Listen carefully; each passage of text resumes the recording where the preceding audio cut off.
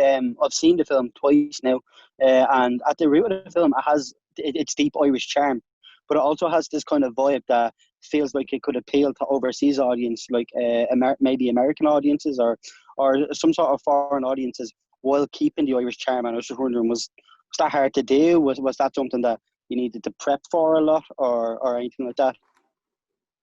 Well, I think the best movies have universal themes but are culturally specific. And so, I think what we tried to do with this was to do, as Preston says, come up with this great crime caper with these characters. And, we were both in love with that Irish landscape and the idea of putting these very modern kids against these larger-than-life gangsters in that sort of terrain. One of my favorite films was Butch Cassidy's Sundance Kid. I don't know if you've ever seen that, but that's so. When Preston came up with the story, it felt, Ireland just feels like you can make a Western there. So it was very much with that kind of vibe. So I think that, to me, it's a contemporary Western, which I hope will appeal, to audiences around the place. I mean, I think that, Ireland has many great characteristics, but obviously the landscape is second to none.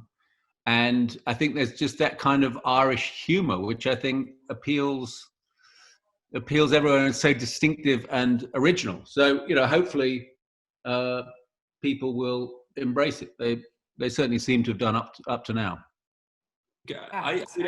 I think that the Irish the people have such a fondness for Ireland and Irish culture that I think, from our perspective, I'm just so glad it worked in Ireland, because that is really what you want to bed down and get the specifics of that right and make the characters really feel like they are from that place. And that was obviously anxiety I had being English, is just that you really have to pay attention to the kind of nuance of the dialects, and then if you're lucky it can feel like other people can like it. But I think you have to really hone in and respect the place that you're making it in, and it has to be full of love and admiration for those people in that landscape. And then if you get lucky, then people in the rest of the world can kind of enjoy it as well. The biggest challenge obviously was to find Ireland's answer to Paul Newman. And of course we did that when we found Darren McCormack. Mm-hmm. Is that the first time you've heard that, Daryl?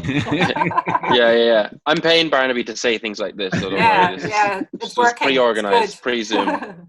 Very good.